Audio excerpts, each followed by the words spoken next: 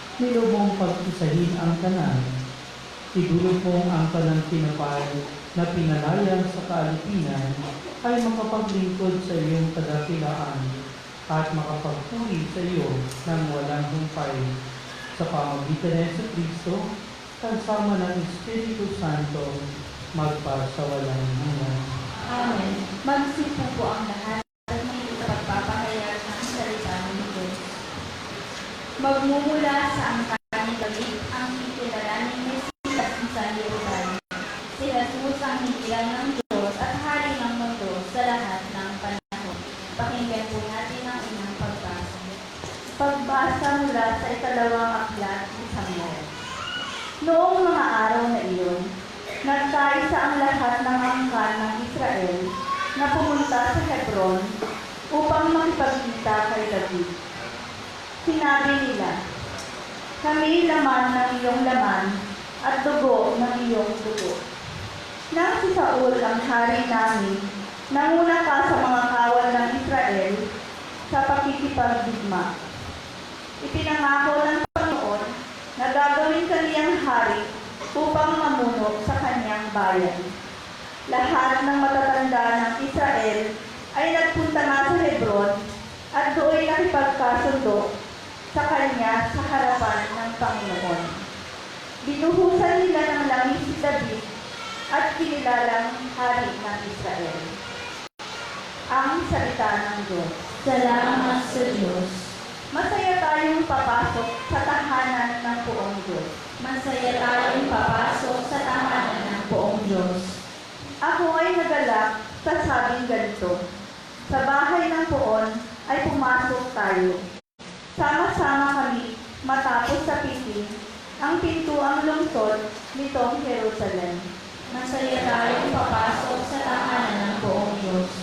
Dito umaahon ang lahat ng angkan, lipi ni Israel upang magsambahan.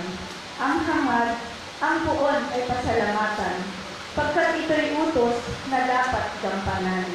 Doon din naroon ang mga hukuman at trono ng haring hahatol sa tanan. Masaya tayong papasok sa tahanan ng buong Diyos. Sa ating ikalawang pagbasa, inilalarawan ni Pablo ang mga walang hanggang katangian ng Panginoong Hesus bilang pinakamamahal na anak ng Diyos, ang tagapagligtas ng daigdig. Pagbasa mula sa sulat ni Apostol San Pablo sa mga taga-Colosas. Mga kapatid, magpasalamat kayo sa Ama, sapagkat minarapat niyang ibilang kayo sa mga hinirang na magmamana ng kaharian ng kaliwanagan.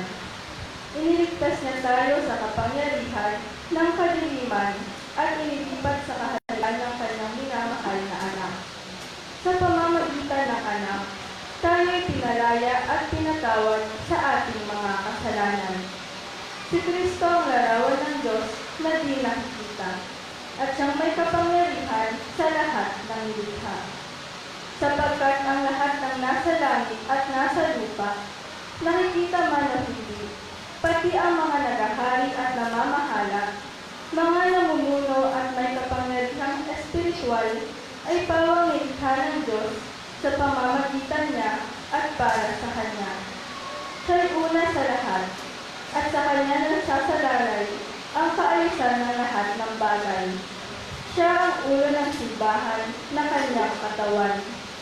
Siya ang una, ang panganay na anak, ang unang nabuhay na muli upang siya ang maging pinakadakila sa lahat ng bagay. Ipinasya ng Diyos na ang Kanyang kalikasan ay manatili rin sa anak, at ibig niya ang sandaigdigan ay makipagkasundo sa Kanya sa pamamagitan ng anak. Sa pamamagitan ng pagkamatay nito sa krus, nagkasundo nga ang Diyos at ang lahat ng likha sa langit at sa lupa.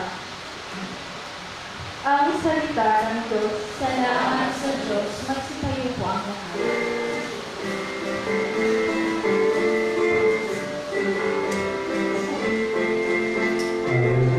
Hallelujah.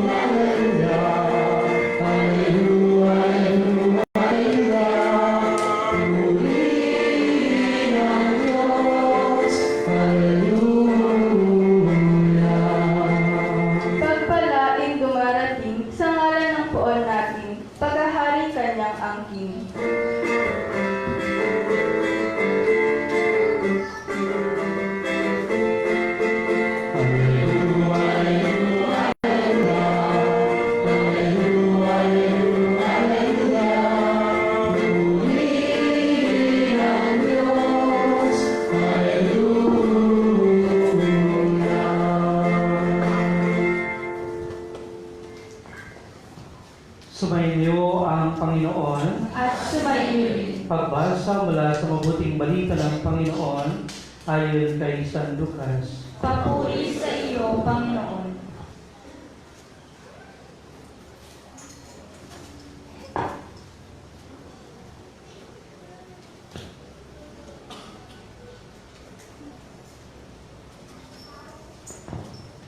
Noong panahong iyon, nilibak si Jesus sa mga pinuno ng bayan.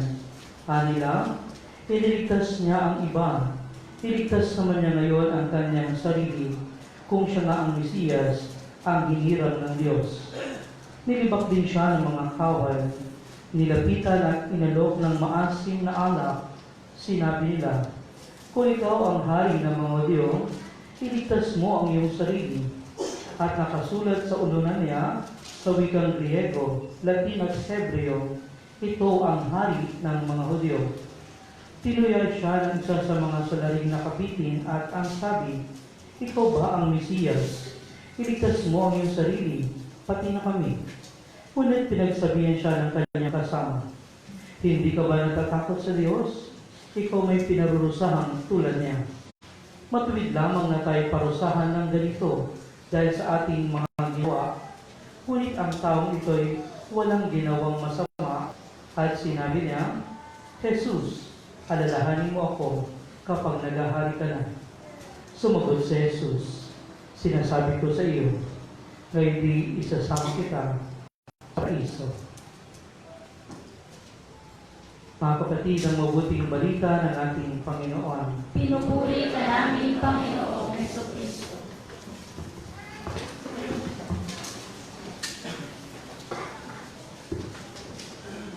Magandang umaga po sa inyong lahat. Batiin naman natin mga katabi natin ng magandang umaga. At ngitian natin ng bonggang-bongga. Kunin nga po ninyo yung inyong flaglets. Sabay-sabay natin isigaw, Mabuhay Kristong Hari! Mabuhay, Kristong Hari! Isa pa, mas malakas, Mabuhay Kristong Hari! Mabuhay, Kristong Hari! Okay, sige, maraming salamat po. Mga kapatid, ano po ang sumasabi sa isipan ninyo pag narinig niyo yung salitang hari?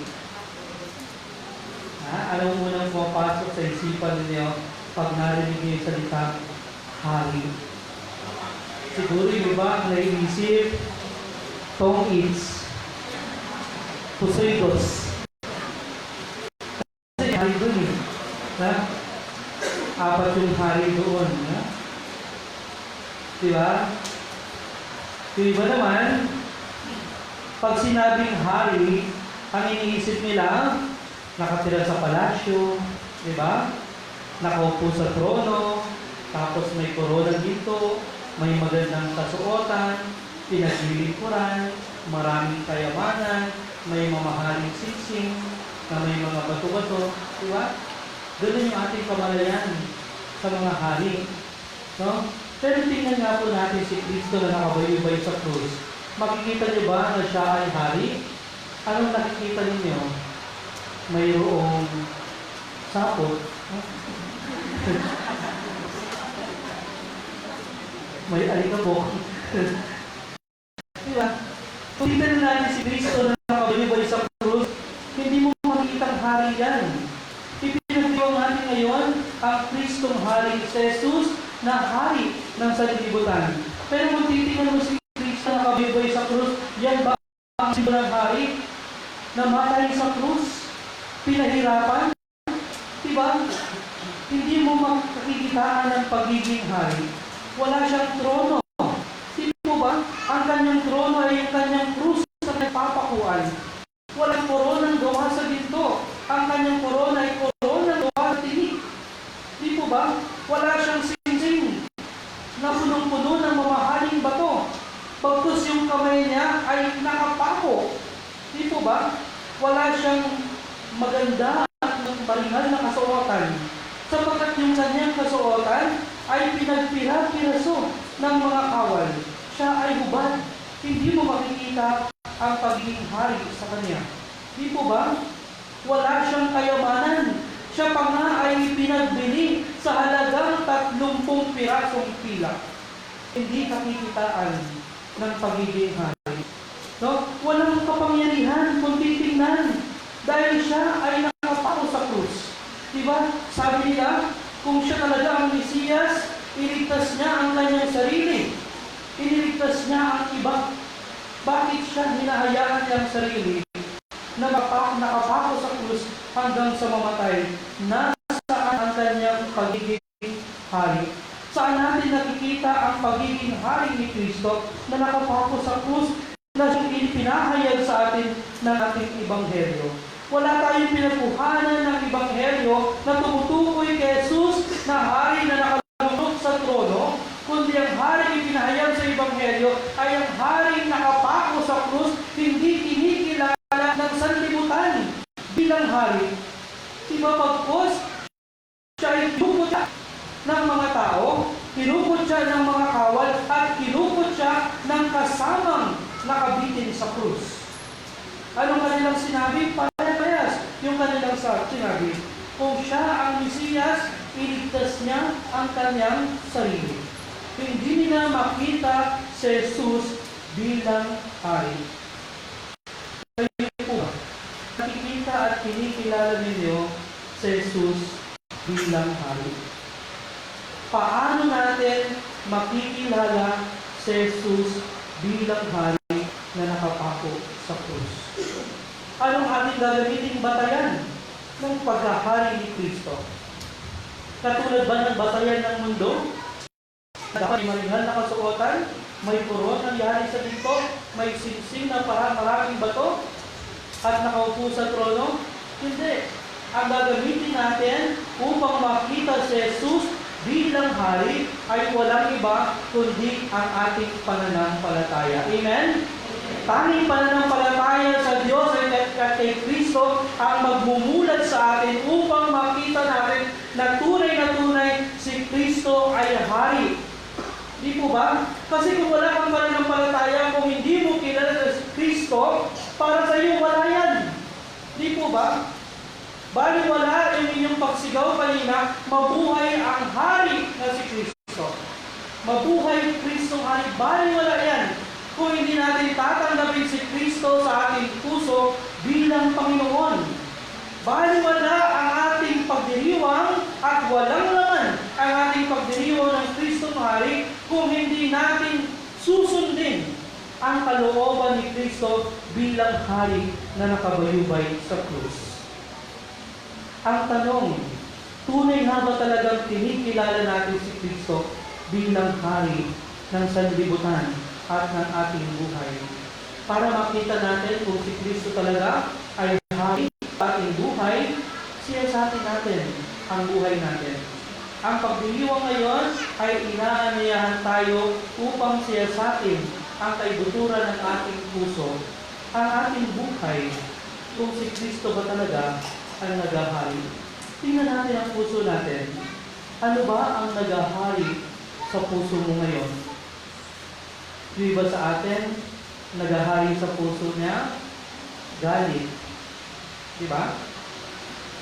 Hanggang ngayon, may galit sa kanyang puso, hindi makapagpatawad. Di po ba? Ewan ko lang, nakwento ko na ata sa inyo dati pa. May isang tatay na nagdiwa ng kanyang 90 years, no? Nung birthday niya. Panda, may 90 na ba dito? Ay, 98, ilang kayo na lang, 200 ka na, no? Sa kanyang celebration, tinanong siya ng kanyang panganay na anak. Sabi niya lang, ay, ano ba ang mahihiling mo sa iyong kaarawan? Sabi ng tatay, wala na akong mahihiling, masaya na ako. Oh, bakit? Sabi ng kanyang anak, masaya na ako kasi wala akong kaaway. Ang sarap sa buhay na walang kaaway, no? Ito ating lang. Sino may kaaway? Taas ang kamay. Ako lang. Lahat kayo banal. Lahat kayo mabait. Ha? Aminin mo natin o sa hindi, meron tayong kagalit, meron tayong kasamaan ng loob. Pero kung sa totoo lang, ang sarap ng walang kaaway. Di ba? Yung tipong maglalakad ka ng Masaya. Pag nakasalubong mo yung kapitbahay mo, babatiin mo, di ba? Kesa naman may kaaway ka, pag nakasalubong mo yung kapitbahay mo, anong gagawin mo? Andiyan na siya, magsalubong mo, tapos yung bahay nyo, katabi nandun siya sa tapat ng bahay nyo niya, no? Tapos makakasalubong mo, ayaw siya makita, iikot ka sa kabilang kanto, nakagod ka lang, di ba? Pero kung hindi mo siya kaaway, tuloy lang. Di ba? Tinanong ng anak, bakit mo naman nagsabing masaya ka at wala kang kaaway? Sabi ng tatay, alam mo na, sa edad kong ito, 9 years, wala na akong kaaway. Sabi nga, bakit nga po? Eh kasi lahat ng kaaway ko, patay na. Ako na lang ang natira. Kaya kayo kung gusto niyo mawala ng kaaway, patayin niyo ang kaaway ninyo. Dahil no? Masarap na wala ang kaaway. Kaya nga mga kapatid, kung tunay na tunay si Kristo ang naghahari sa puso ninyo, alisin ninyo yung galit. Diba? May iba kasi naghahari ang galit, ang puot, ang dinanakit, ang sama ng loob. Iba naman ang naghahari sa puso niya, inggit. Inggitero kayo? May inggitero ba sa inyo? Meron, di ba? Yung nakita mo yung kapitbahay mo, bumili ng rep, ay may rep siya. Bili tayo ng rep. Bago nilad natin, mas mabili tayo. Yung mas malaki, inggit ang naghahari sa puso.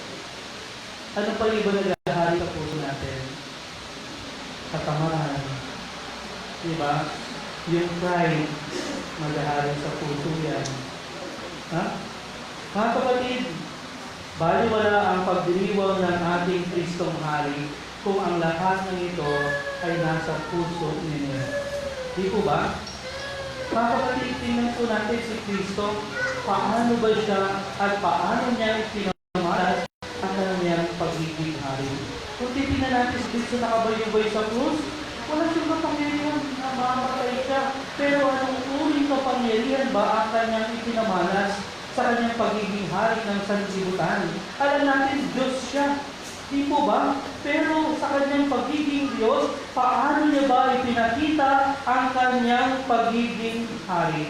At dito sa Ebanghelyo, dito ipinamalas ni Jesus na siya ay tunay na hari, hindi lang ng mga Hudyo, kundi hari ng sanlibutan. Sa paanong pamamaraan, nakita natin na siya ay tinugot niya ng mga tao at kinutya din siya ng isa sa mga nakabitin. At yung isa sa mga nakabitin na kasama niya, anong sabi doon sa namumutya nakabitin din? Hindi ka ba natatakot sa Diyos? Tayo ay pinarurusahan dahil sa ating ginawang pagkakasala, sapagkat ang taong ito walang kasalanan. Marapat lang na tayo ay parusahan. Tapos anong sabi niya? Jesus, alalahanin mo ako kapag naghahari ka na. No? Sa lahat ng tao sa Ebanghelyo, tanging yung isang lalaki na nakapako, sabi nila, siya daw ay si Dimas. No? Sabi nila, siya ay si Dimas, at itong si Dimas na tinutukoy nila, ang siyang tanging nakakita kay Jesus bilang hari ng sanlibutan. At paano niya nakita si Kristo bilang hari? Una sa lahat, inalis niya yung kasamaan sa kanyang puso. Inamin niya na siya ay makasalanan. Sabi niya, nararapat lamang na tayo ay parusahan dahil sa ating ginawa. Pag-amin na siya ay may ginawang kasalanan at sinabi niya, Jesus, alalahanin mo ko kapag ikaw ay naghahari na. O sa kanyang pag-amin ng kasalanan, anong ginawa niya? Nakita niya si Jesus bilang isang hari. Nakita niya si Jesus gamit ang kanyang pananampalataya sa Diyos. Ganun din po yung mangyayari sa atin, mga kapatid. Kung tayo ay may tunay na pananampalataya, makikita natin si Jesus bilang hari, at kapag nakita natin si Jesus bilang hari, dadalahin niya tayo upang aminin at makita na tayo ay mga makasalanan.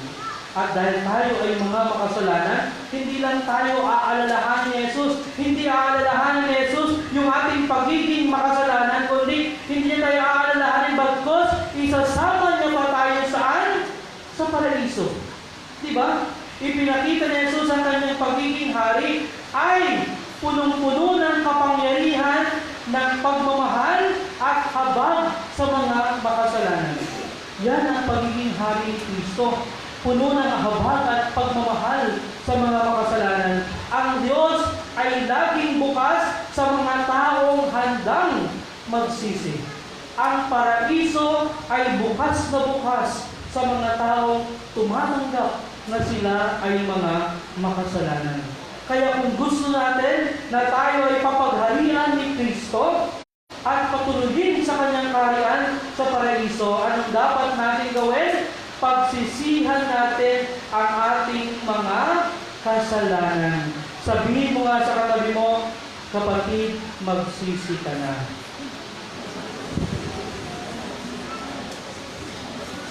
Madalas kasi hindi tayo nagsisisi. Madalas kasi hindi tayo umaamin. Madalas, turo tayo ng turo. Ay, sino yung makasalanan? Sino yung makasalanan? Sino yung makasalanan? Di ba? Sa kaharian ng Diyos, hindi niya kailangan ang turo-turuan. Sa kaharian ng Diyos, upang tayo makapasok sa kaharian, ang kailangan natin ay umamin at magsisi sa ating mga kasalanan. Dahil sa kaharian ng Diyos, naghahari doon ang kapangyarihan ng pagmamahal at habag. Tingnan po ninyo yung ebanghelyo natin. Simple lang yung gustong mangyari. Nung isa sa mga nakabayubay sa krus, sabi niya, Jesus, alalahanin mo ako kapag naghahari ka na. Alalahanin lang.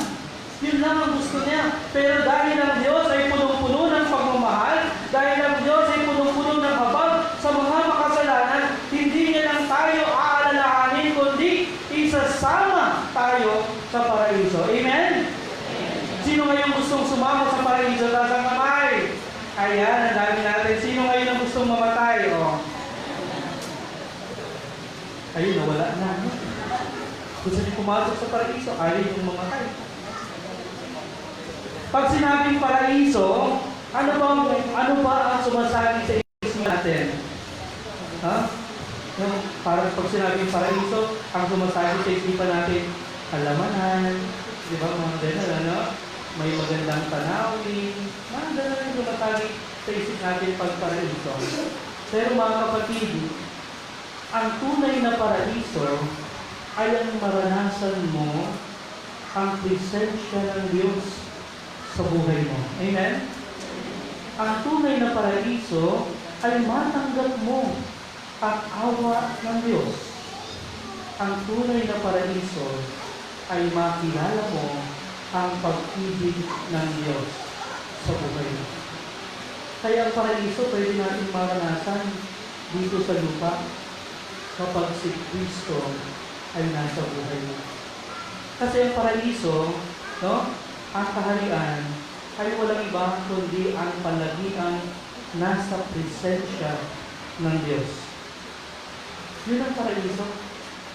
Tayo ay palagi kasama ng Diyos. Palagi nasa presensya ng Diyos. Kaya kung gusto natin makasama, maranasan ang paraiso, alisin natin ang ating galit. Sapagkat yung galit, yung sama ng ulo, yung puot, yun yung naghihiwalay sa atin sa Diyos. Para hindi natin makita yung pagmamahal ng Diyos. Mga kapatid, ang mundo natin ginagalawan ay pinaghaharian ng galit. Di ba? Ang mundo ating ginagalawan ay pinaghaharian ng kadiliman, binabalot ng kadiliman. At ngayon, tayo ay diniwang ng Kristong Hari. Nawa may pakita natin sa buhay natin na tunay si Kristo ang Hari ng ating buhay at tunay sa puso natin. Si Kristo ang kanyang habag at ang kanyang pagmamahal ay tunay na naghahari sa atin. Sa paanong pamamaraan, ang habang sa atin mamaya, pag-uwi po ninyo sa inyong mga tahanan at naalala ninyo na kayo ay may mga kaaway at mga kagalit. Ito na po yung tamang paraan upang tayo ay makipagkasundo at maipahayag natin ang tunay si Kristo sa ating buhay at ang kanyang habag ay ating ipamalas. Amen.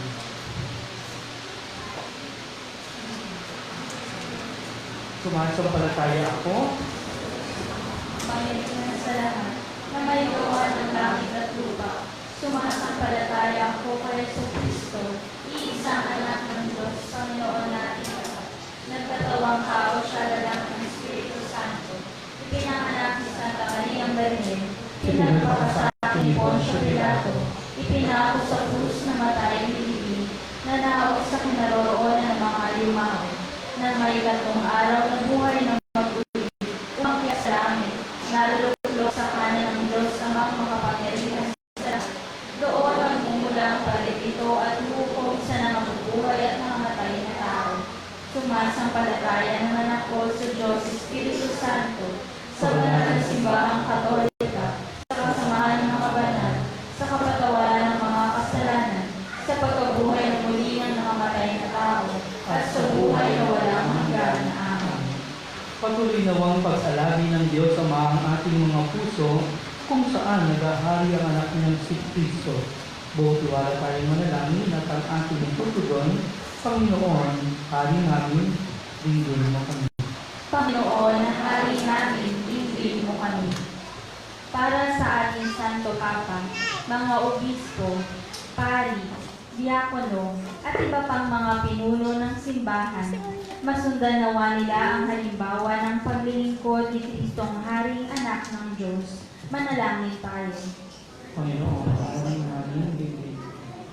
Para sa ating Pangulo at iba pang mga nanunungkulan sa pamahalaan, magkaisa nawa sila sa kanilang hangarin at pagsusumikap na makamit ang kalayaan mula sa dahas, kapayapaan, kasaganaan at maunlad na pamumuhay. Manalangin tayo. Para sa ating pamayanan, makiisa nawa tayo sa pagsulong ng kaharian ng Diyos sa pamamagitan ng ating mabubuting gawa, pangangalaga sa dignidad ng tao, at paggalang sa kalikasan. Langit tayo. Para sa mga kabataan, tularan nawa nila ang mabuting halimbawa ng pagpapakumbaba ni Kristong Hari upang lumago sila sa kanilang buhay pananampalataya. Manalangin tayo.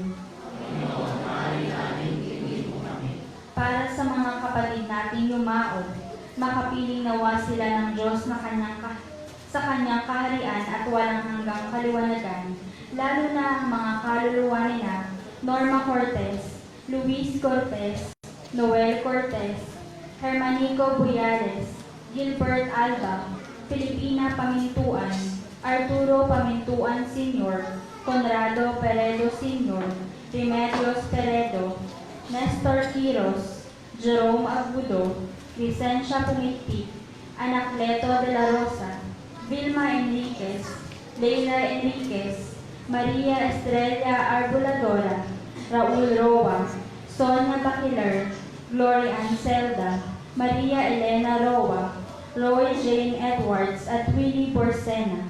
Manalangin tayo. Sa ilang sandali ng katahimikan, ating ipanalangin ang iba pang mga pangangailangan ng ating pamayanan, pati na rin ang ating personal na kahilingan. Isama rin natin sa ating panalangin ang pasasalamat ni Engineer Denulong and family at para sa mabisang paggaling nina John Paul Edwards, Jonah Yap at Wen Ignacio. Manalangin tayo.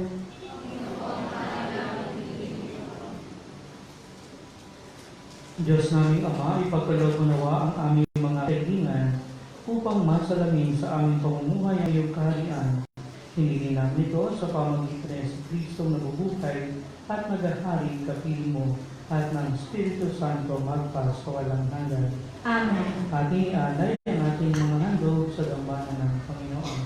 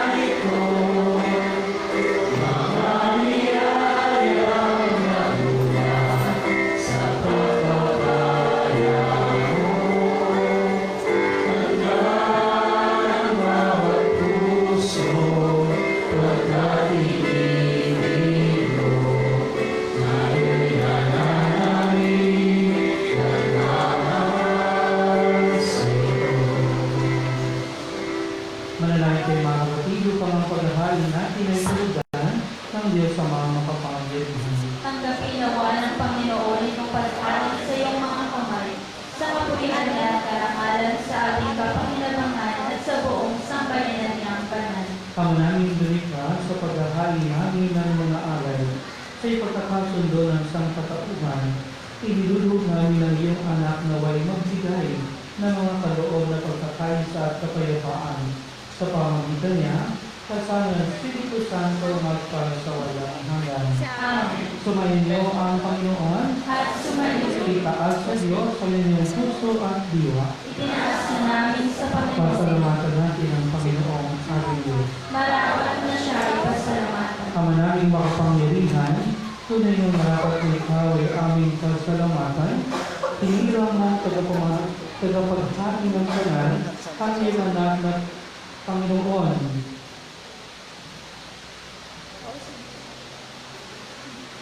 Ng sanlibutan, pinadali mo sa Kanya ang langis ng kasiyahan, tanda ng pagtirang mong pangmagpakailanman, sa paghaharing ginagampanan niya sa krus. Siya ang dalisay na tagapagbuklod, siya ang gumaganap sa aming pagkatubos, siya ang sumakop sa sansinuko. Ang kanyang paghaharing lagi sa lahat ay siyang lubusang naglalakad ng iyong kadakilaang matapat, upang buhay mo'y sa lahat maigawan. Sa paghahari niya, lahat ay hinahagian sa iyong kagandahang loob at kabanalan, sa iyong dangal at kapayapaan. Kaya kaysa ng mga anghel na nagsisiawit ng papuri sa iyo, nang walang humpay sa kalangitan, kami nagbubunyi sa iyong kadakilaan.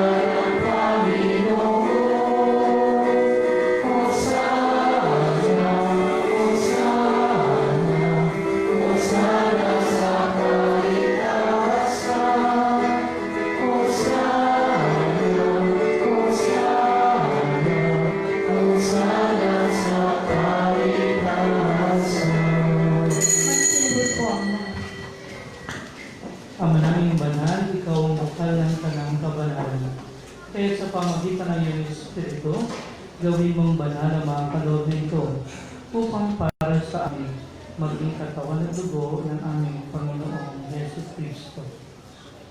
Bago niya pinagtiis ang kusang loob na maging handog, hinawakan niya ang tinapay.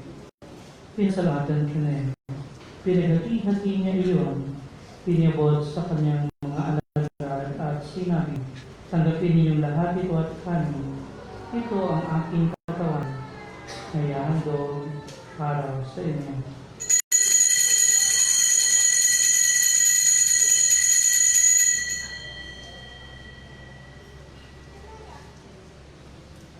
Hindi naman nung matapos ang hapunan, hinawakan niya ang kalis.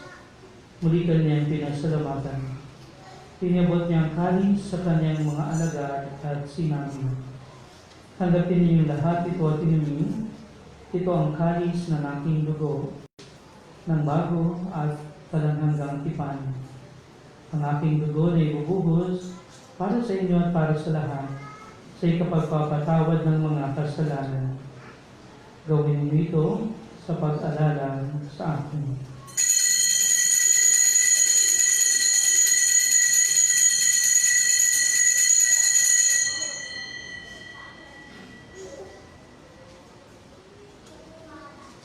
Ipagbunyi natin ang misteryo ng pananampalataya. Sa puso ang pagkabuhay, Panginoos kong tunay. O Jesus, Panginoon, likas mo kami kanan. O Jesus, Panginoon, ngayon at mapapakailanman. Ama, ginagawa namin ngayon ang pag-alala sa pagkamatay at muling pagkabuhay ng iyong anak. Kaya't iniaalay namin sa iyo ang tinapay na nagbibigay buhay at ang kalis na nagkakaloob ng kaligtasan. Kami nagpapasalamat dahil kami iyong minarapat na tumayo sa harap mo para maglingkod sa iyo. Isinasama namin kaming magsasalo-salo sa katawan at dugo ni Kristo ay mabuklod sa pagkakaisa sa pamamagitan ng Espiritu Santo. Ama, inghatin mo ang iyong simbahang laganap sa buong daigdig. Puspusin mo kami sa pag-ibig kay San Francisco na aming Papa at ni Bartolome na aming Obispo at ng Tanang Kaparian. Alalahanin mo rin ang mga kapatid namin naig na may pag-asang sila'y muling mabubuhay. Gayon din ang lahat ng mga pumanay. Kaawaan mo sila at pagiging sa iyong kaliwanagan. Kaawaan mo paghidapatin kaming lahat na kasalo sa iyong buhay na walang wakas. Kaysa ng mahal na Birheng Maria na Ina ng Diyos, si San Jose na kanyang kabiyak na puso, kaysa ng mga apostol, si Santiago at ng lahat ng mga banal na namuhay dito sa daigdig ng kalugod-lugod sa iyo, may pagdiwang nawa namin ng pagpupuri sa ikararangad mo sa pamamagitan ng iyong anak na aming Panginoong Hesus Kristo.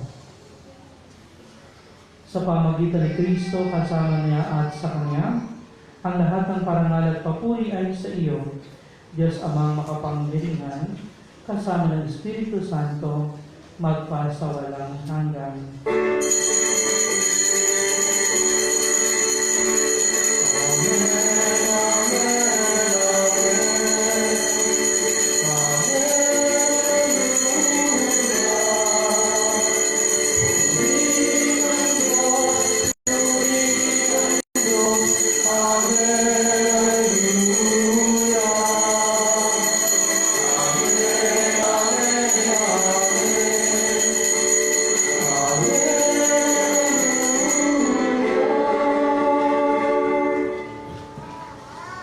Sa tagbili ng mga napagagaling na utos at turo ni Jesus na Panginoon natin ang Diyos, ipahayag natin ang lakas loob.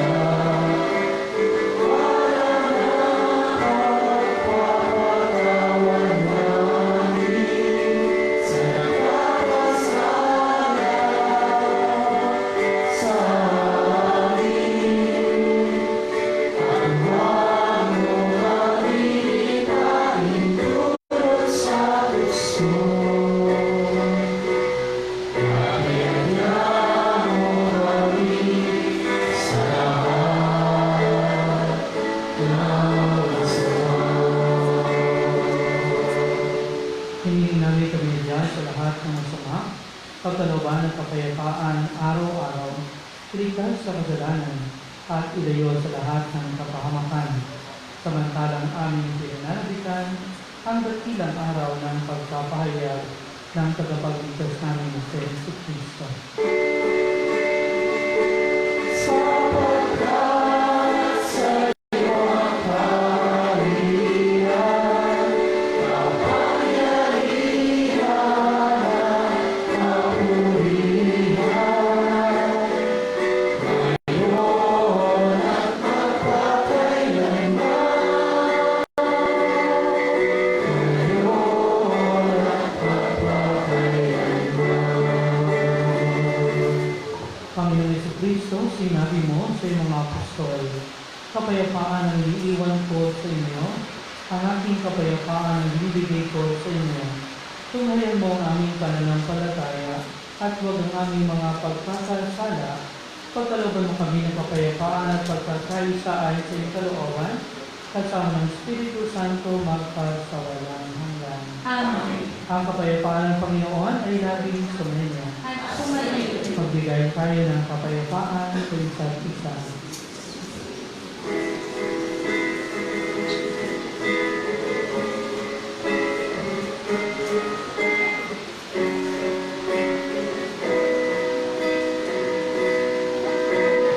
Pero ng Diyos na nagwalis, ang mga kasalanan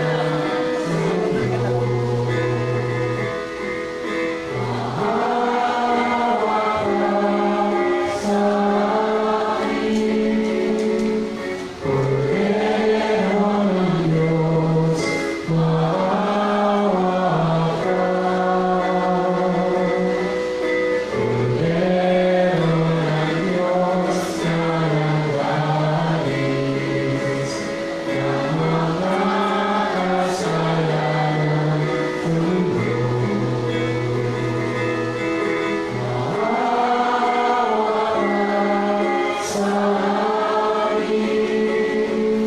Cordero ng Diyos, maawa ka.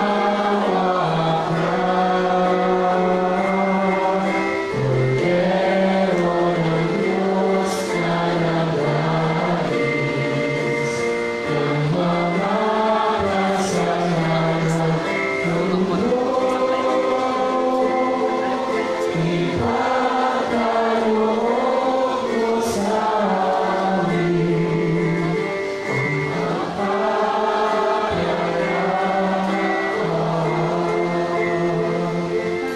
Magsilid po ang lahat.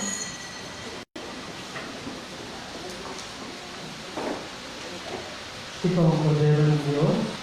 Ito ang nag-aalis ng mga kasalanan ng sanlibutan. Mapalad ang mga inaanyahan sa kanyang tingin. Panginoon, hindi ako karapat-dapat na magpatuloy sa iyo. Ngunit sa isang salita mo lamang ay gagaling ka.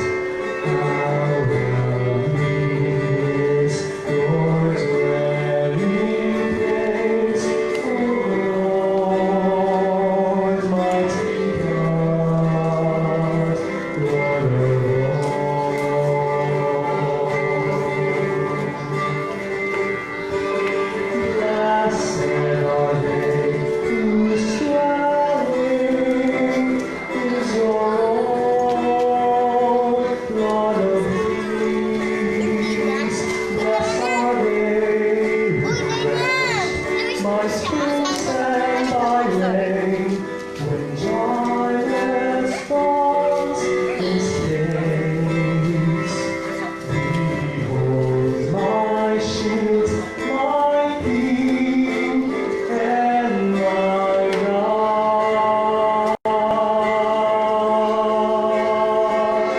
Paano yung bulan? Paano? Is your dwelling place, O Lord, mighty God, Lord of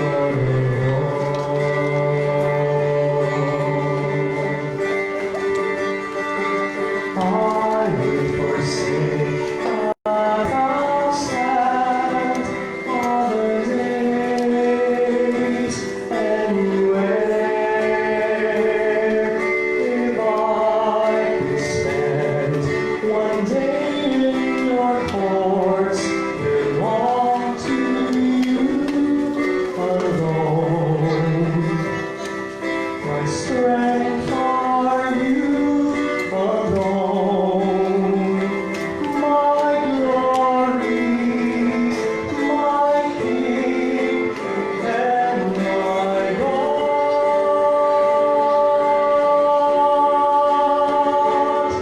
How lovely is your dwelling place, O Lord, mighty God, Lord of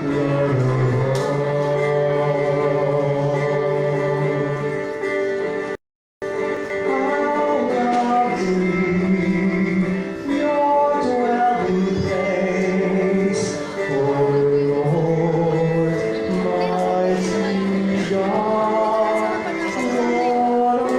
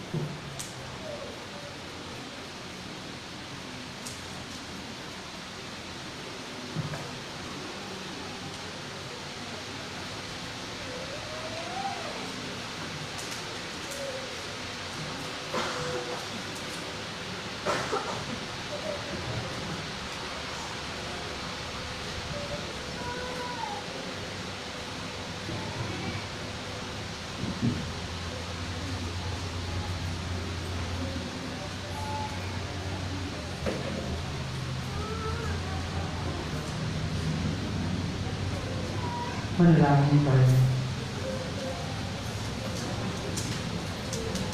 Ama namin mapagmahal, kami pinapakinabang mo sa pagkain ng bibigay buhay, ay nagsusumamong kay isa niyang makapamuhay sa kaharian sa langit magpakailanman. Pakundangan sa karangalan sundin ang mga kautusan ng Haring si Kristo sa sanlibutan. Sa pamagitan niya, kasama ng Espiritu Santo, magpasawalang hanggan. Amen. Magsiupo po muna sa mandali para sa pinakaanal. Muli po, magandang umaga po sa ating lahat. Muli po, ang Garden of Prayer ay lubos kayong inaanayahan sa pagdiriwang ng ika-19 na kapistahan ng Mahal na Birhen ng Medalya Milagrosa. Ito po ay sa November 27, araw po ng Miyerkules. Patuloy pa rin po ang ating Novena Mass hanggang November 26. Ang ating novena po ay 4:30 ng hapon at ang misa naman po ay alas 5 ng hapon. Ngayon po sa November 27, mismong araw po ng ating fiesta, ang misa mayor po natin ay sa ganap na alas 8 ng umaga sa pangunguna po nating Bishop Bartolome Santos Jr. at meron pa rin po tayo misa ng alas 5 ng hapon. Pagkatapos po ng misa natin ng alas 5 ay ang ating procession karakol po. Ganap na alas 6 po ng gabi. Ngayon po patuloy pa rin po kami na kumakatok sa inyong mga butihing puso, sa mga nagnanais pong maging sponsor para po sa mga pangangailangan po natin sa araw ng fiesta. Sa mga nais pong mag-sponsor, maaari lang po tayo makipag-coordinate po sa mga volunteers po ng Garden of Prayer.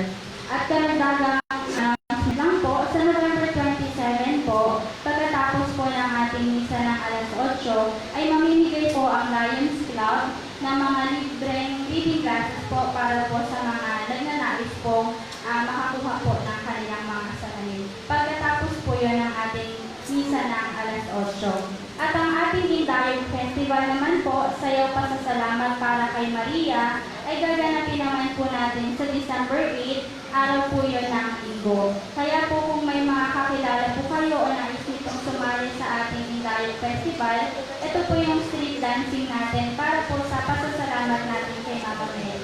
Maaari naman po tayong makipag-ugnayan sa mga volunteers po ng Garden of Prayer. Yun lamang po at maraming salamat. Tayo po yan.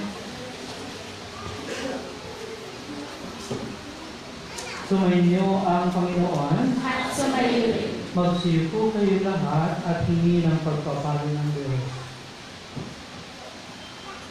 Pagpalain nawa kayo at ingatan ng Panginoon ngayon at magpasawalang hanggan. Amen. Naway kahabagan niya kayo at subaybayan ngayon at magpasawalang hanggan. Amen. Ingatan nawa niya kayo at bigyan ng kapayapaan at kaligayahan ngayon at magpasawalang hanggan. Amen. At pagpalain po kayo lahat ng makapangyarihang Diyos, Ama, at ng Anak at ng Espiritu Santo. Amen. Tapos ang ating banal na misa, pumaitay sa gay, ang pag-ibig at kapayapaan ni Kristo.